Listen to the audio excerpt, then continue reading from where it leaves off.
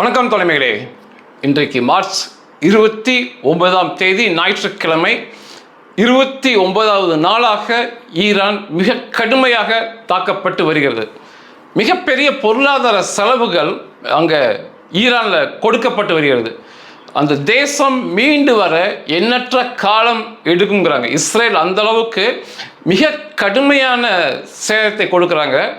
Steel plant, ஈரானுடைய எஃகு தொழிற்சாலைகள், குறிப்பாக ஆயுதங்களுக்கு தேவையான உதிரி பாகங்கள், எஃகு பொருட்கள், ஈரானுடைய வருவாயில் அந்த எஃகு வருவாய் மிகப்பெரிய வருவாய். 1,00,000 கோடி ரூபாய், அதாவது 1 கோடி ரூபாயை 1,00,000 தடவை எடுத்து வைக்கணும். அந்த அளவுக்கு மிகப்பெரிய நஷ்டத்தை அந்த ஸ்டீல் பிளான்ட்ல மட்டும், எஃகு தொழிற்சாலைக்கு மட்டும் கொடுத்திருக்காங்க இஸ்ரேலியர்கள் ஈரானுக்கு. இந்த 29 நாள் சண்டையில் அந்த ஸ்டீல் பிளான்ட், எஃகு தொழிற்சாலையில் 1300 குண்டுகள் அந்த எஃகு தொழிற்சாலைகளுக்கு மட்டும் போடப்பட்டிருக்கு. ஆயுத முன்னேற்றமும் தடைப்பட்டிருக்கு. அவங்களுடைய பொருளாதார முன்னேற்றம் வருகின்ற காலங்களில் இது மிகப்பெரிய தாக்கத்தை ஈரானில் ஏற்படுத்தும் அப்படிங்கிறாங்க. இந்த பேச்சுவார்த்தைகளில் எந்த வித முன்னேற்றமும் ஏற்படல. பேச்சுவார்த்தை நாம் பேசுகிற ஞாயிற்றுக்கிழமை காலைல பேசும்போது வரை எந்த வித பேச்சுவார்த்தை, சிட்டிங், உட்காரல. இது பாகிஸ்தானை தேர்ந்தெடுத்து எனக்கு தவறுன்னு தோணுது. பேச்சுவார்த்தை நடத்துவதற்கு ஒரு சில தகுதிகள் நிச்சயமாக இருக்கணும். பாகிஸ்தானுக்கு எந்த வித தகுதியும் இல்லை என்பதுதான் என்னோட கருத்து. முதல் கோணல் முற்றிலும் கோணல் போல தெரிகிறது.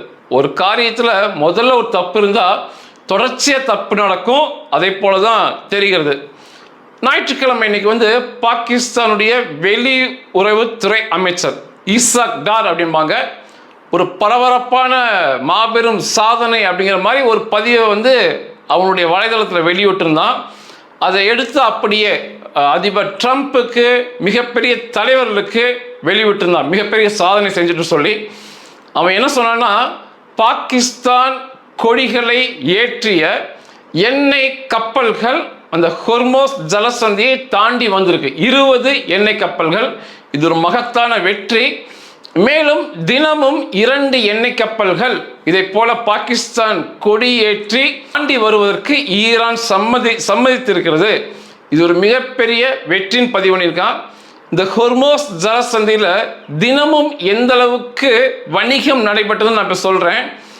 இப்போ ஹொர்மோஸ் ஜலசந்தியில் இந்த ஈரான் பகுதி, அந்த பக்கம் தாக்குவாங்கன்னு அந்த ஒரு குறுகிய பகுதி இருக்கு. அதுக்கு அந்த பக்கம் அந்த பிரம்மாண்ட கடலில் 2000 எண்ணெய் கப்பல்கள் தேங்கி நிற்கின்றன. 2000 எண்ணெய் கப்பல்கள் இன்னும் அனுமதி கிடைக்காம அதை தாண்டுவதற்கு பயந்துகிட்டு 2000 எண்ணெய் கப்பல்கள் காத்து கிடக்கின்றன. அதில் தான் இந்த பைத்தியக்காரன் 20 போயிருக்குன்னு சொல்லி பெருமை பேசிட்டு இருக்கான். இப்போ ஈரான் என்ன சொல்றாங்கன்னா, அந்த பகுதியில் ஒரு சோதனை சாவடி போல செஞ்சிருக்காங்க. இந்த ஹொர்மோஸ் ஜலசந்தியில் அந்த தாண்டறதுக்கு முன்னால ஈரானுக்கு தகவல் கொடுக்கணும். இந்த IRGC ஈரான் இராணுவத்துக்கு எங்கிருந்து அந்த கப்பல் வருது, எங்கே போகுது, உள்ள எந்த அளவுக்கு கச்சா எண்ணெய் இருக்கு, யார் யார் வேலை செய்கிறா, இதையெல்லாம் சொல்லிட்டு 20 கோடி ரூபாய் அளவுள்ள இந்திய பணத்தை அவங்களுக்கு கட்டிட்டா அதுக்கப்புறம் அவனுக்கு சோதனை பண்ணி ஒரு ரகசிய குறியீடை கொடுக்குறாங்க. அந்த ரகசிய குறியீடு வாங்கிட்டு அந்த பகுதியை தாண்டி வந்துடலாம். இதுதான் இப்போ அந்த ஈரானுடைய எண்ணம். இப்போ அதை தாண்டி என்ன சொல்கிறாங்கன்னா, இதை போல நிரந்தரமாக எக்காலமும் எண்ணெய் கப்பல் அந்த வழியை வரணும்னா இந்த 20 கோடி ரூபாய் அளவுள்ள பணத்தை கட்டணும்னு செஞ்சிடலாம் அப்படின்னு சொல்லி ஈரான் நாடாளுமன்றத்தில் பேசிக்கிட்டு இருக்காங்க. ஏன்னா இது ஒரு மிகப்பெரிய வருமான வாய்ப்பாக பார்க்கப்படுகிறது. பிற நாடுகள், அரபு நாடுகள் இந்த எண்ணெயை விற்பவர்கள் மிக கடுமையாக எதிர்க்கிறாங்க. நாங்கள் எண்ணெயை விற்கிறோம், அதுலேயே அவ்வளோ லாபம் இல்லை, ஒன்றுமே இல்லாமல் ஒரு எண்ணெய் கப்பலுக்கு 20 கோடி ரூபாய் சம்பாதிப்பது மிகப்பெரிய அநியாயம். இந்த பணம் இவனுங்க இப்படி அக்கிரமமாக வாங்கி ஏழை எளிய நாடு மக்கள் மருத்துவம் மற்றும் அவர்களுடைய அரிசி, பருப்பு, உணவு வகைகள் வாங்குற இடத்துல விலை அதிகமாகும். நிச்சயமாக இதை ஏற்றுக்கொள்ள முடியாதுன்னு சொல்லிட்டு இருக்காங்க. ஆனால் இன்னைக்கு கூட 2 கப்பல்கள் 20 கோடி ரூபாய் அளவுள்ள பணத்தை சீன மதிப்பிலான யுவான் கரன்சி மூலமாக கொடுத்துக்கிட்டு தாண்டி வந்திருக்கிறாங்க. 2000 கப்பல் காத்து கிடக்குது தாண்டி வரணும்னு சொல்லி எண்ணெய்களோட. இதுவரைக்கு இந்த 29 நாள் போர் நடந்துட்டு இருக்குது. 150 எண்ணெய் கப்பல்கள் தாண்டி வந்திருக்கு. இந்த 29 நாளில் 150 எண்ணெய் கப்பல்கள் அந்த ஈரான் ஹொர்மோஸ் ஜலசந்தியை தாண்டி வேற பக்கம் சேர்ந்திருக்கு. இதுக்கு சண்டைக்கு முதல்ல தினம் 150லிருந்து 200 கப்பல்கள் எண்ணெய் கப்பல்கள் அந்த ஹொர்மோஸ் ஜலசந்தியை கடக்கும். இப்போ உங்களுக்கு புரிஞ்சிருக்கும், ஒவ்வொரு நாளைக்கும் 200 கப்பல் கடந்து வரணும். 29 நாள் ஆயிருக்கு, வெறும் 150 கப்பல் தான் தாண்டி வந்திருக்கு. அதுவும் 20 கோடி ரூபாய் பணத்தை ஈரானுக்கு கொடுத்துருக்கு. நிச்சயமாக இந்த நிலை தொடரக்கூடாது. தொடர்ந்தால் இந்த எரிபொருள்கள் நிச்சயமாக விலையேறும். அதுக்கு முன்னால இவனை அடித்து அழிப்பது ஒன்றே மிகச்சரியான வழியாக இருக்கும். சனிக்கிழமை ஏவுகணைகள், ஈரான் ஏவுகணைகள் இஸ்ரேலில் தாக்கியது வழக்கம் போல. எந்தவித உயிர் சேதமும் இல்லை சனிக்கிழமை ஏவுகணை தாக்குதல் நடத்தியதில்.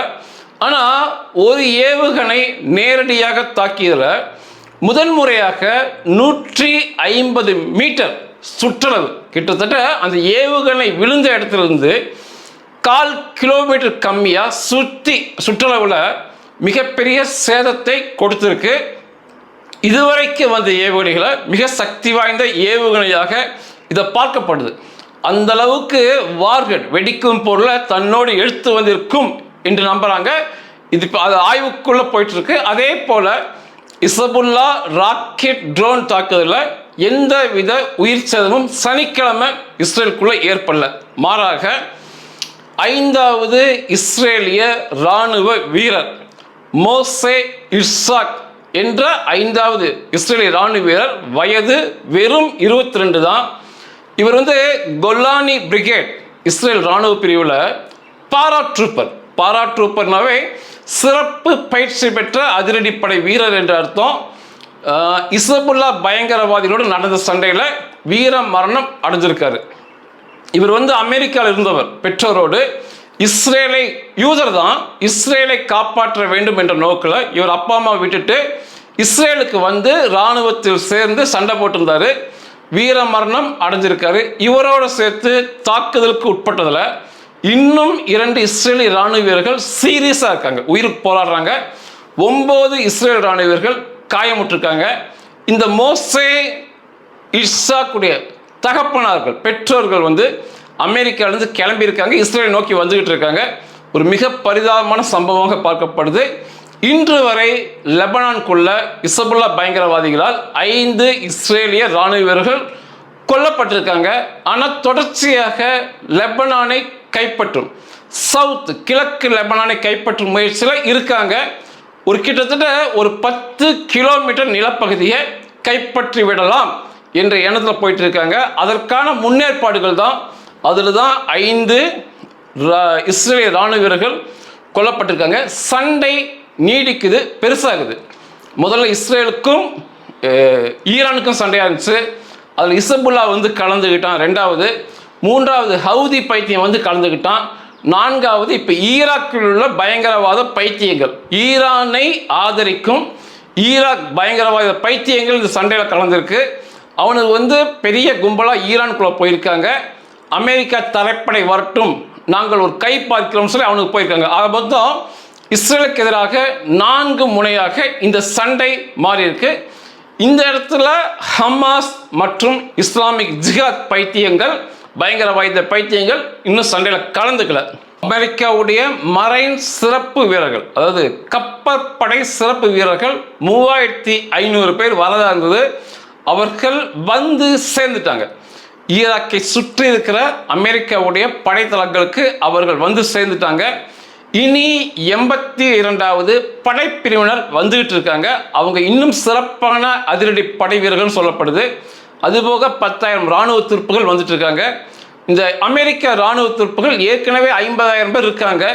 இப்போ இவங்களெல்லாம் வரதெல்லாம் வச்சு பார்க்கும்போது ஒரு தரை வழி தாக்குதல் ஈரானுக்குள் நிச்சயமாக நடக்கும் என்று தோன்றுவது. குறிப்பாக இந்த ஹொர்மோஸ் ஜலசந்தி, கார்க் தீவுகள், ஈரானுக்குள் நேரடியாக உள்ளே சென்று தாக்குதலாம் வருகின்ற நாட்களில் நடைபெறும், நிச்சயமாக நடைபெறும் சொல்றாங்க. இந்த ரெஜிம், இந்த கும்பலையே நிச்சயமாக மாற்றாமல் விட மாட்டார்கள் என்று சொல்றாங்க. இந்த சண்டை நீடிக்கும் அப்படின்னு சொல்றாங்க. ஹவுதி மீது இன்னும் தாக்குதல் நடத்தப்படவில்லை. இஸ்ரேலிய விமானப்படை நான் ஞாயிற்றுக்கிழமை காலைல பேசுகிற வரைக்கும் ஹவுதிக்குள் நுழைந்து மிகப்பெரிய தாக்குதல் நடத்தவில்லை.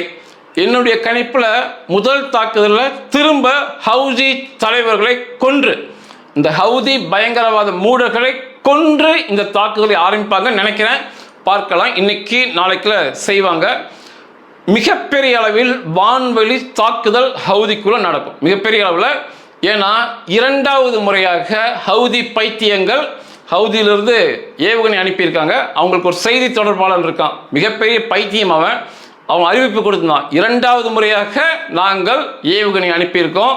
فإن القوات المسلحة اليمنية بعون الله تعالى وبالتوكل عليه نفذت أول عملية عسكرية وذلك بدفعة من எண்ணற்ற இஸ்ரேலிய இராணுவ இடங்களை குறிவைச்சு அனுப்பினா எல்லா ஏவுகணையும் வழிமறிக்கப்பட்டிருக்கு.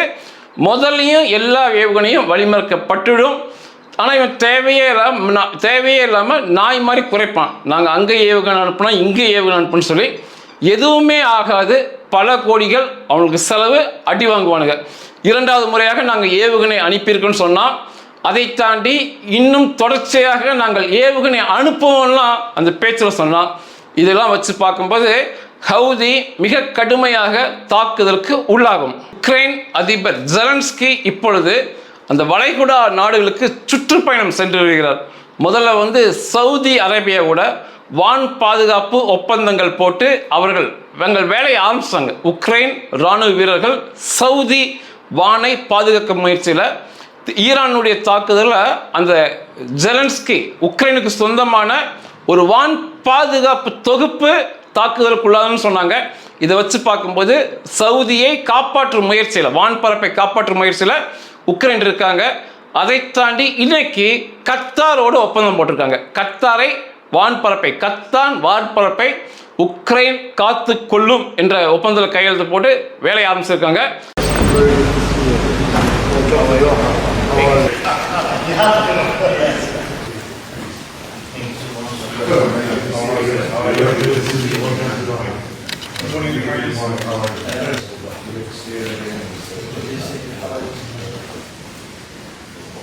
அதை தாண்டி இந்த அரபு நாடுகளுக்கு இன்னும் இந்த ட்ரோன்களை வேட்டையாட ராக்கெட்டுகள் மற்றும் மிசைல்களை, இதில் அதிகமாக ட்ரோன்களை வேட்டையாட தான் இந்த இடத்துல சேர்ந்திருக்கிறாங்க.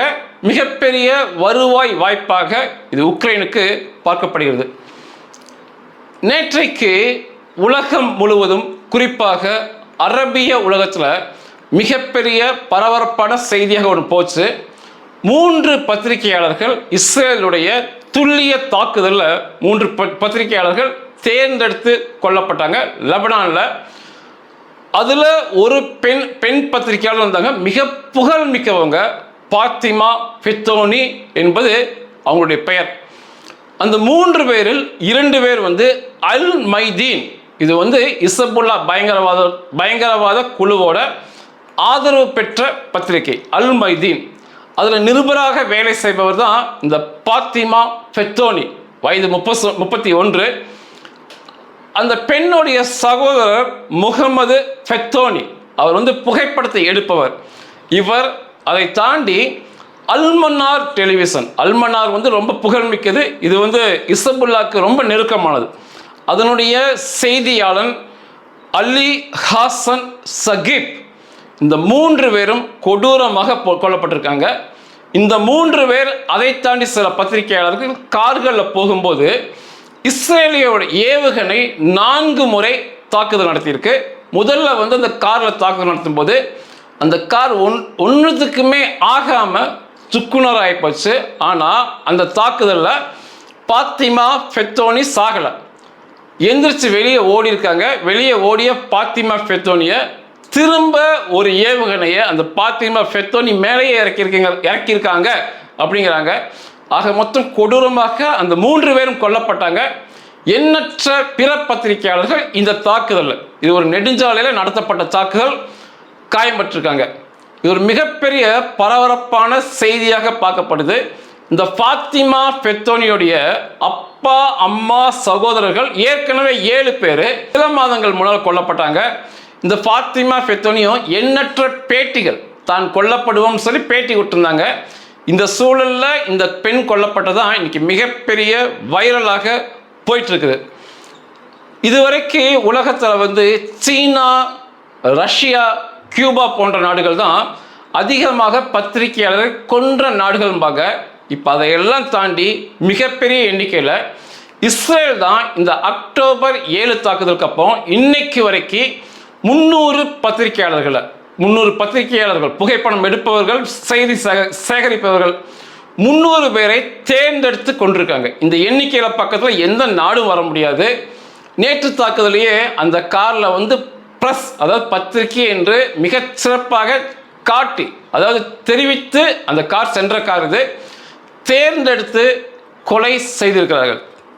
இதில் ஒரு மிகப்பெரிய ஒரு செய்தி இதுக்கு அந்த இராணுவம், இஸ்ரேல் இராணுவம் சொல்லுகின்ற செய்தி இந்திய இராணுவத்திற்கும் இந்தியாவிற்குமே மிக சிறப்பான தேவையான செய்தியாக அமையும். அவங்க என்ன சொல்றாங்க அப்படின்னா, இவங்கெல்லாம் பத்திரிகையாளரே கிடையாது, உளவுத்துறை ஆட்கள். இந்த லெபனானுடைய இசபுல்லாவுடைய உளவுத்துறை ஆட்கள். இந்த 3 பேர்த்துல நாங்கள் கொல்லணும்னு நினைச்சது இந்த அலி ஹாசன் சகீப் தான். இவன் இசபுல்லா பயங்கரவாத குழுல ரத்வான் ஃபோர்ஸ் இருக்காங்க, சிறப்பு அதிரடிப்படை வீரர்கள். அதில் இவன் ஒருத்தன். அதுலேயுமே இவன் அதில் உளவுத்துறையை சேர்ந்த நபர். இவனை நீண்ட நாட்களாக தேடி வந்தோம், மாட்டிக்கிட்டான். இவனை கொல்லும் போது தான் எல்லாத்தையும் சேர்ந்து கொள்ள வேண்டியதாக இருந்தது. இவர்கள் உளவுத்துறை ஆட்கள். பொதுவாக இன்றைய இந்த அரபிய பத்திரிகை, இஸ்லாமிய பத்திரிகை முழுக்க உளவுத்துறை கீழே செயல்படுறாங்க. இஸ்ரேல் இராணுவ நடமாட்டத்தை காட்டி கொடுப்பதுதான் இவங்களுடைய வேலை அப்படிங்கிறாங்க. இவனுக்கு ஒரு மைக் எடுத்துக்கிட்டு, ஒரு கேமரா எடுத்துக்கிட்டு பேட்டி எடுக்கிற மாதிரி வரானுங்க. இவங்களுடைய முதன்மையான பணி இஸ்ரேல் இராணுவ வீரர்கள் நடமாட்டத்தை எங்கே இருக்கிறார்கள் காட்டி கொடுப்பதுதான் இவனோட பணி. அதை தாண்டி தான் பத்திரிகை பண்ணிடலாம். முதல் பணி எங்களை காட்டி கொடுப்பதுதான். இதுவரைக்கு 5 சிறப்பு அதிரடிப்படை வீரர்களை இஸ்ரேல் லெபனானுக்குள்ள இழந்திருக்கு. எல்லாமே ரகசிய நடவடிக்கைக்கு போனவங்க தான். அந்த நடவடிக்கை எல்லாம் முழுசுமே காட்டி கொடுத்தது இந்த பத்திரிகையாளர்கள் தான். இன்னைக்கு பத்திரிகையாளர்னு யாருமே இல்லை, அனைவரும் கூலிப்படையினர் தான். நிச்சயமாக தேர்ந்தெடுத்து கொள்ளுவோம், எந்தவித மாற்று கருத்து சொல்லியிருக்காங்க. இது நிச்சயமாக நமக்குமே ஒரு நல்ல செய்தி தான். இந்த பத்திரிகை தர்மம்லாம் என்னைக்கா முடிஞ்சு போச்சு. இன்னைக்கெல்லாம் முழுக்க கூலிப்படையாக தான் இன்னைக்கு பத்திரிகை செயல்படுது. இஸ்ரேலான மிக அருமையாக சொல்லியிருக்காங்க, கூலிப்படை வேலை தான் முதல்ல, இரண்டாவது தான் அவனுக்கு பத்திரிகை அப்படிங்கிறாங்க. இவர்களை கொல்லுவது மிக சரிங்கிறாங்க. நிச்சயமாக ஏற்றுக்கொள்ளலாம், ஒரு பாடமாக வைத்துக்கொள்ளலாம். இதை தாண்டி நேற்று காசால CNN பத்திரிகையாளர் கைதே பண்ணிட்டாங்க. CNN உலகத்தில் நம்பர் 1 அப்படிங்கிறாங்க. எங்கேயோ எப்படியோ இங்கே வந்தால் சத்தம் இல்லாமல் சொல்கிற மாதிரி CNN பத்திரிகையாளரை கைது செய்து சிறிது நேரம் அவங்க கஸ்டடியில் வச்சு அவருடைய செல்ஃபோனை உடைத்து கேமராவில் பிடிங்கிட்டு தான் நேற்று அனுப்பிவிட்டாங்க. அந்த CNN பத்திரிகையாளர் அங்கே இஸ்ரேலுக்குள்ள காசால் இருக்கவன் ஒரு அரபியன் தான், இஸ்லாமியன் தான். அவனுக்கும் இஸ்ரேல் இராணுவ வீரருக்கும் நடந்த உரையாடல் சுவாரஸ்யமானது வெளியே வந்திருக்கு. அதில் இவன் கேட்குறான், இந்த CNN பத்திரிகையாளர் என்னங்கிறான்னா, இந்த இடம் உன்னோட இடம் இல்லை, இது பாலஸ்தீன காசா மக்களோட இடம், நான் அங்கே நின்று செய்தி சேகரிக்கிறேன், உனக்கு என்னன்னு கேட்கும்போது, இந்த இடம் நாளைக்கு இஸ்ரேலோட இடம், நாளைக்கு இந்த இடத்துல நாங்கள் கைப்பற்ற போகிறோம், அதனால் உன்னை நான் பிடிக்கிறேன். எந்த அளவுக்கு ஒரு வார்த்தை பாருங்க இஸ்ரேல் இராணுவ வீரர்கிட்ட.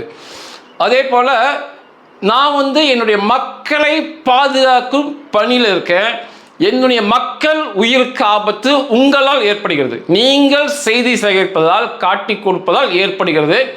ஆம், இஸ்ரேல் காய் அப்படின்னு அவன் சொன்னான். அந்த இஸ்ரேல் இராணுவ வீரன் பிடிச்சு அவனை ஜீப்பில் உட்கார வச்சு ரொம்ப நேரம் கைது பண்ணி தான் திரும்ப அனுப்பிவிட்டாங்க. Manifesting the same kind of settler ideology. This soldier, Meir, makes that crystal clear.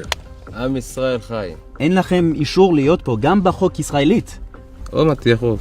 גם בחוק ישראלית. זה לא יישוב עכשיו, זה לא יישוב חוקי, כן? נכון. זה לא יישוב חוקי. אבל זה יהיה יישוב אז- חוקי. זה יהיה? כן. אוקיי. לאט לאט. איך אתה יודע את זה? לאט לאט. בגלל העזרה שלך, כן? בוודאי. אני עוזר לעם שלי. So as you can see, what we have seen happen in the last 24 hours ஞாயிற்றுக்கிழமை வரைக்கும் எந்தவித சமாதான பேச்சு உடன்பாடு ஏற்படலை. பத்திரிகையாளரை குறிவைத்து தாக்குறாங்க. லெபனானுடைய 10 கிலோமீட்டர் இடத்தை இஸ்ரேல் கைப்பற்ற போகிறார்கள். மிக பயங்கர சேதத்தை ஈரானுக்குள்ள தொடர்ச்சியாக கொடுத்து வராங்க. 1,00,000 கோடி ரூபாய் அளவுக்கு ஈரான் ஸ்டீல் பிளான்ட்ல மட்டுமே பயங்கரமான சேதம் ஏற்பட்டிருக்கு. எதுவுமே இங்கே பெருசாக வரல. ரெஜிம் சேஞ்ச், அந்த கும்பலை, மதவெறி கும்பலை மாற்றுவோம் அப்படிங்கிற திட்டத்தின் கீழே தாக்குதல் நடத்துகிறாங்க. நீண்ட நாளுக்கு இந்த சண்டை போகலாம் என்ற ஒரு கருத்தும் இருக்கு. இது எல்லாமே ஆரம்பிச்சது அக்டோபர் 7ஆம் தேதி அன்று இஸ்ரேல் மீது நடத்திய தாக்குதல் தான். அன்னையிலிருந்து இன்றைக்கு வரைக்கும் இஸ்ரேல் ஓயவே இல்லை. கொடூரமாக எல்லாத்தையும் தொடர்ந்து தாக்குறாங்க. இந்த அக்டோபர் 7 தாக்குதல் நடந்தப்ப கத்தாரில் இந்த ஹமாஸ் உடைய வெளிநாட்டு தலைவன் இஸ்மாயில் ஹனியா அந்த இஸ்ரேலுக்குள்ள ஹமாஸ் பேடி பன்றியை போல உள்ளே சென்று இஸ்ரேலுக்குள்ள போவானுங்க. அதை பார்த்து அவனுக்கு எல்லாம் இஸ்மாயில் ஹனியா உட்பட எல்லாமே அந்த ஹோட்டல் அறையில் தொழுகை நடத்துவாங்க. وقفوا اسجدوا يا شباب اسجدوا. هذا المنظر طلع يقولي صحيح الشباب الجيب وجابين طلع جيب الاسرائيلي حاطينه دخل على المنظر لا سجدة الشكر ان شاء الله على هذا النصر. اللهم اتم نصرك وعزتنا يا رب لشعبنا وامتنا. الله اكبر.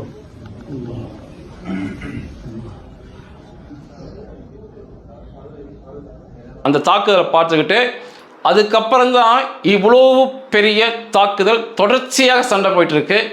இந்த அக்டோபர் 7 என்ற தாக்குதல் மட்டும் இல்லாமல் இருந்தால் இந்த அளவுக்கு சேதங்கள் சண்டைகள் இருக்காது. அந்த தொழுகை நடத்தும் வீடியோ ஒன்று இருக்கு, அதை இணைச்சு இந்த பதிவை முடிச்சுக்கிறேன். அவனுக்கு வினையை விதைச்சாங்க, ஒரு வினையாக விதைச்சாங்க. இன்னைக்கு பல கோடி வினையாக மாறி அந்த அரபிய இஸ்லாமிய உலகத்தையே இஸ்ரேல் அழித்து கொண்டிருக்கிறது. நன்றிகள்.